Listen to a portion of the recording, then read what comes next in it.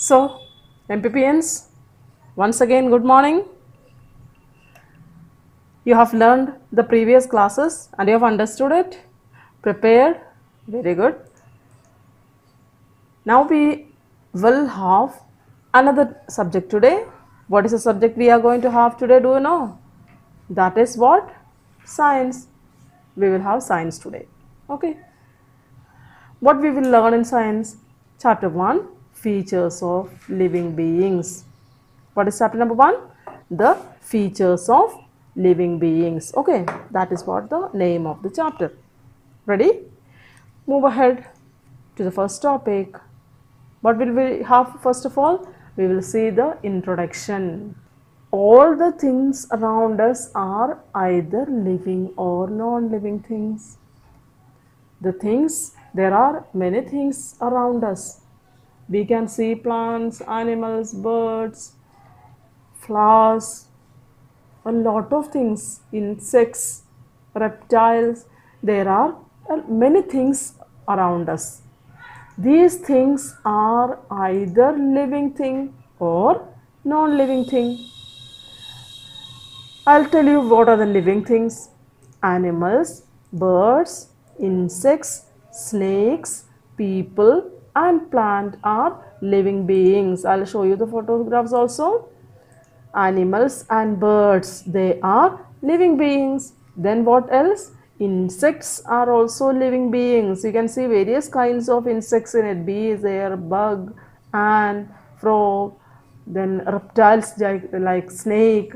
A lot of insects are there in our surroundings. All of them are living things. Next, people and plants are also living things. That you know. We people are living things. Are we non-living things or living things? Living things. We are living. We have life in us. The plants are also living things. So these are the living things in our surroundings. What are they? Animals, birds, insects, snakes, people and plants. They are the living things. Now we will see the next one, non-living things. Let us see what are non-living things. Table, chair, car, house and stone are non-living things. They don't have any life. They are not like us. So that they are known as non-living things. See the pictures of table, chair, stone, car, house. All these things are non-living things. Got it now? Now we have seen that there are lot of things around us and they are either living things or non-living things. Got it now? You saw the examples also. Now this is what the introduction. Now we are moving to the chapter. You will learn a lot about these living and non-living things. We will focus upon living things. What are the features of living things or why are they called as living things? These points will be discussed in the chapter. So shall we go? Okay. Features of living things. We will learn the features of living things. Let us see what are the features of the living things. Number 1, living beings can move, feel, react, breathe, take food, grow and reproduce. It is not number 1. There are many which have been given. What are the features of living beings? Living beings can move, but non-living things cannot. Living things can feel, but non-living beings cannot. Living beings can react, but non-living things cannot. Living things can breathe, but non-living things cannot. Living things take food, but non-living things don't take food. Living things grow, but non-living things don't grow. And living things reproduce, but non-living things cannot reproduce. These are the features of living and non-living things. Thus we can differentiate them. We can understand a thing in our surrounding as living or non-living. by these features. If it moves by its own, then it is a living thing. If it can react to your action, it is a living thing. If it can feel in a sense, it is living thing. If it breathes, if it takes in air, then it is a living thing. If it eats, if it takes food, living thing. If it grows by their own, it is a living thing. And if it reproduces, then also it is a living thing. Okay, reproduction we will see in the same chapter. So you have understood the features of living things. Let us see once more what are the features of living things. The living things move, living things feel, then living things react. Next feature, they breathe, they feed, and they reproduce. You can learn it very easily. What are the features of living things? Living things can move, they can feel, they can react, they can breathe, they can feed, and they can reproduce. Got it now? These are the features of living things. Now this whole chapter has these features of the living things. So shall we move ahead? Okay, we are moving. What we will see first? Living things move. That is what the first feature of living things. Living things can move by its own. All animals and humans can move from one place to another. We, the human beings, do you move? Yes, you move. I also move. Everybody, all the human beings can move, and all the animals also move. You have seen dogs move, goat moves, cat moves. All the animals can move from one place to the another.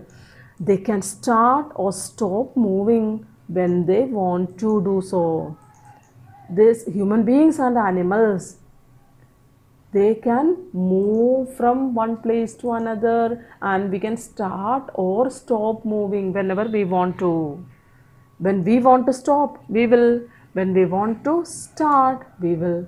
Okay, these are the features of the living beings. Move. That is a movement of living beings. You can see a photo here. The living things move their own. This animal, the human beings, all of them move by their own. Nobody supports them. Got it now? This is what a feature of living things. Continue. We will learn some more types of movement in the living things. Let us see what are they. Living things move by their own. They don't need the support of anybody to move. Next feature, they move in search of food or to protect themselves from enemies. Why do the living things move? Living things move in search of food or to protect themselves from the enemies. Why we are moving? Either we are moving to search for food. For that we are going to work. Otherwise, we move to protect ourselves from the enemies. That is what the main reason behind the movement of the living things. But dead animals cannot move. Dead animals cannot move. Okay, animals are living things. Humans are living things. Plants, insects, all of them are living things. But if they are dead, then they will not move. Got it? Okay, see the pictures now. Here in the second picture, you can see some horses. The horses are running very fastly, right? Quick movement is there. That is what the movement, by their own they are moving. But in the first picture, you can see a fish. Is that fish moving? No, the fish has dead. So dead animals cannot move. But if the fish is alive, then it can move. You have understood it now? Okay, living things move by their own, either to search their food or to protect them from the enemies. But the dead animals cannot move. So moving ahead to the little bit more part of the movement of living things. What are they? Let us see. Fish swim. The movement of fish is called swimming. Where do the fish live? Fish lives in water. And what do they do there? They swim there in the water. Next movement, this is what fish is moving. You can see some bubbles on it, which means that the fish is moving. Second one, birds and insects, they also move. And what do we call it? We call the movement of birds and insects as flying. This is a way in which the birds fly. Okay, the movement of birds is known as, birds and insects, it is known as flying. Birds and insects fly. Next one, animals and humans walk. Okay, animals like this one pony, and humans, we also walk. Then next one is snakes and snails. Snakes and snails crawl. What is the movement of snakes and snails called? Crawling. So you have to learn them. Okay, the movement of fish is called swim. Movement of birds and insects, it is fly. Movement of animals and humans walk or run or jump. Then the movement of snakes and snails is crawling, right? Okay, now we will see the movement, some more movements of the movement of some more things. What are they? Non-living things are stationary. The feature of movement of the things, non-living things are stationary. Now we were discussing about the movement of the living things. Okay, now we have seen that the animals and the humans, birds, insects, snakes, everything moves. Okay, they move, but non-living things are stationary, which means that they don't move. Got it now? Next one is they need the help of others to move.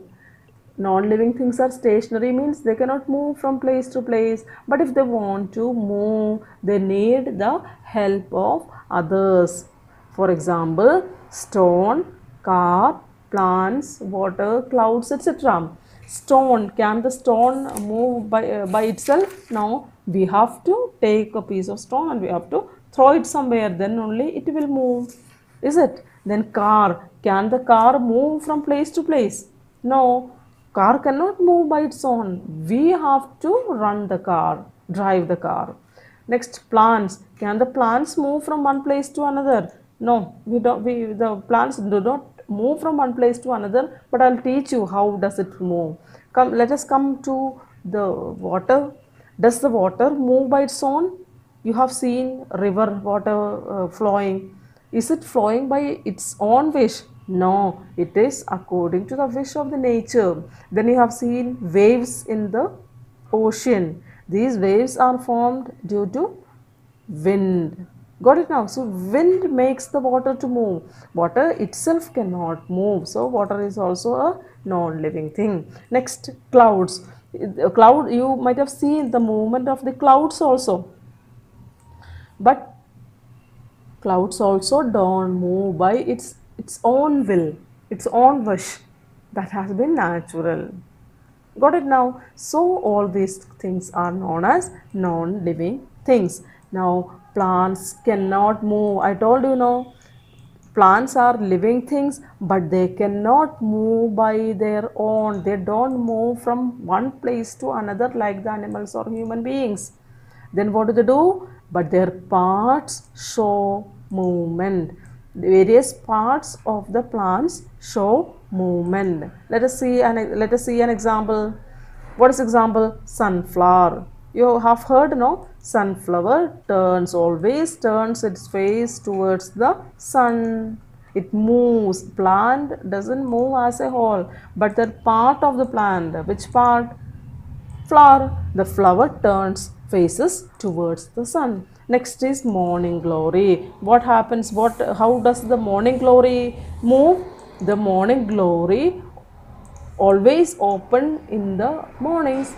Every morning it opens, and in the evenings it closes. That is a movement. That is a movement of morning glory. It is not done by itself, and the whole plant is not moving. The third example is touch me not. Have you seen touch me not plant? Okay, it is there in our surroundings. This touch me not plant has a feature. This plant also doesn't move as a whole, but if you touch that plant, then it will show a response. What is the response it shows? That is, its leaves will be folded. Okay, the leaves of the touch me not plant will be folded if you touch it. That is what the movement of plants. Okay, these are the pictures which tell you the movement of plants. The first one on the top is sunflower. The other one, which is in purple color, is morning glory. Then the last picture in green color, that is what? Touch me not plant. If you touch it, then what will happen? The leaves will be folded. Okay, there's no doubt. Okay, now we are going to the second feature. Living things can feel and react. Living things can feel and react. That is what the second feature. What is the first feature? Living things can move. Second feature is living things can feel and react. How do we feel and how do we react? Let us see. All animals have 2 to 5 sense organs to feel the world around them. All the animals, including the human beings. We also have 5 sense organs. Some of the animals have 2 sense organs. Some of them, that number varies from animal to animal. And the maximum number of sense organs in animals is 5. Human beings also have 5 sense organs. And why do we have sense organs? We have it to feel the world around us. They are eyes, ears, nose, tongue and skin. What are the sense organs? Eyes, ears, nose, tongue and skin. These are the 5 sense organs all the animals have. Why do we have it? We have it to feel the world around them. How do we use it? We use these sense organs to search food or to sense danger. We, the human beings as well as the animals, use the sense organs to search food. You might have heard, when mama prepares something very tasty food, you get a smell of that. Okay, you get the change around you. You feel it through your nose, and we can sense danger also through the sense organs. I'll show you some pictures now. These are the 5 sense organs of the human beings. What are they? Eyes. How do the eyes help us? Sight. We can see with the help of our eyes. Next one is ears. How do the ears help us? We are able to hear. Next one is the nose. How does nose help us? Smell. We get the smell. We can smell the things with the help of our nose. Then the fourth one is tongue. How does the tongue help us? It helps us to taste. Sometimes you get some taste in your food. Sometimes it may be salty, or it may be very hot, or it may have chili. Okay, very thick. Okay, sometimes it is very spicy, sweet, sour. All the taste can be experienced with our tongue. And the fifth one is our skin. Our body has skin. It is covered with skin, and this skin helps us to touch and feel the world. Got it? Okay, good. Now we will see the reaction. The topic is feeling and reaction. The living things can feel and react. Let us see how do we react. Animals. We are talking about the animals particularly. Okay. The smell of food attracts flies and ants. When we keep some food, that smell of the food attracts the flies and ants. You can see this picture. Flies are flying over the food. Why? The smell of that food attracted them. Then the next one, a snail or turtle hides into the shell when touched. When we touch a snail or turtle, what happens? it hides into the shell. Okay, that is what also a reaction. See this picture, what is this? Turtle. This turtle hides itself into his shell. Snail also does the same thing. Third one is insects have special sensors. They don't have any sense organs like the animals, but they have sensors. What are sensors? See this picture. There on the top it has been written sensors. The ant has sensor, butterflies have sensors, bees have sensors. Through these sensors, they they feel the world around them. And finally, a dog barks at the stranger, but waves its tail before its master. Dog barks at the stranger. Whenever any stranger comes, the dog barks. But if its master come, then it will wag its tail. You can see it. You can see it. If a stranger comes, it starts barking, but it starts wagging its tail whenever its master comes. So you have understood the reaction in animals.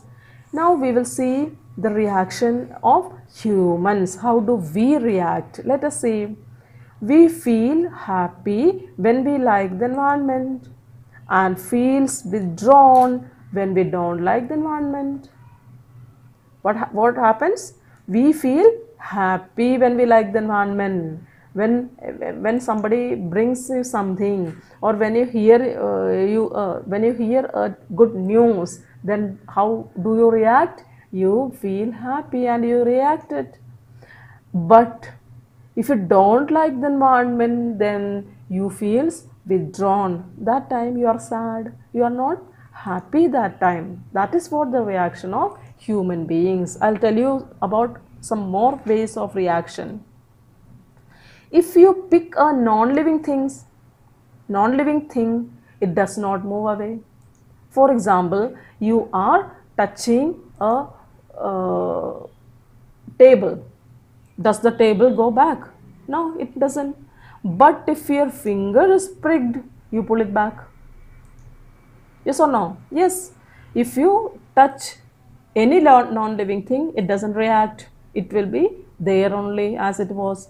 But if the human beings have been touched, they just pull that body part. Yes or no? If your finger is pricked with a thorn or a needle, or you got a cut, a wound with your knife, what do? Or if you get hotness in your finger, then what do? You pull your finger back. That is what the reaction of humans. Now these photos tell you different ways of reaction of the human beings. There are some emotions shown here. A girl, she has been pricked by the thorn, so she is weeping. Somewhere the persons are happy, smiley means they are happy. Somewhere they are angry. So according to the environment, we have different ways of reaction. Got it? You have understood the reaction of humans? Now we will see the reaction in plants. We have seen how do the animals react. We have seen how do the humans react. Now we have come to the reaction of plants. Have a look here. Plants do not have specialized sense organs. The human beings have 5 sense organs: eyes, ears, nose, tongue and skin. But plants don't have any specialized sense organs to feel, but they react in various ways. The plants also react in various ways. Now we will see how do they react. The leaves of touch me not plant collapse slowly when we touch it. I told you the same example before also. The plants also react. Parts of the plants move. Okay, this is a way of reaction. If we touch the touch me not plant, what happens? Its leaves are collapsed slowly.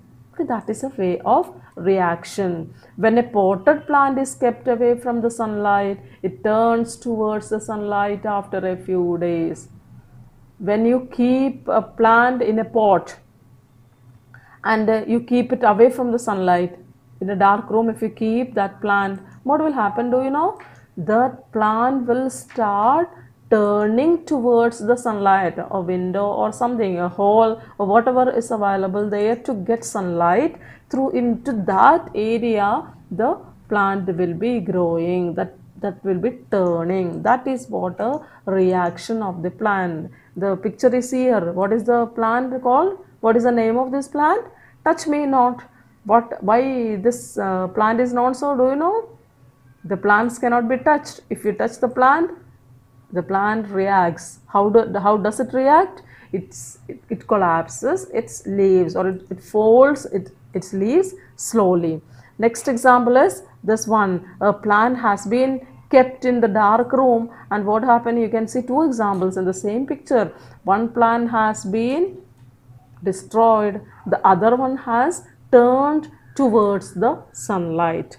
So you have learned the movement of living things and the reaction, feeling and the reaction of living things. I think there is no doubt remaining. Okay, so today we will wind up this class. So we will meet again tomorrow.